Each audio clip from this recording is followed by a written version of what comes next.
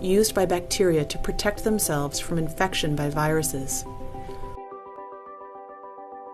When the bacterium detects the presence of virus DNA, it produces two types of short RNA, one of which contains a sequence that matches that of the invading virus. These two RNAs form a complex with a protein called Cas9. Cas9 is a nuclease, a type of enzyme that can cut DNA. When the matching sequence, known as a guide RNA, finds its target within the viral genome, the Cas9 cuts the target DNA, disabling the virus.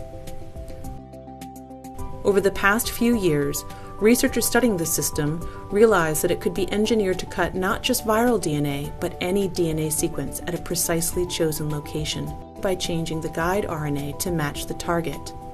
And this can be done not just in a test tube, but also within the nucleus of a living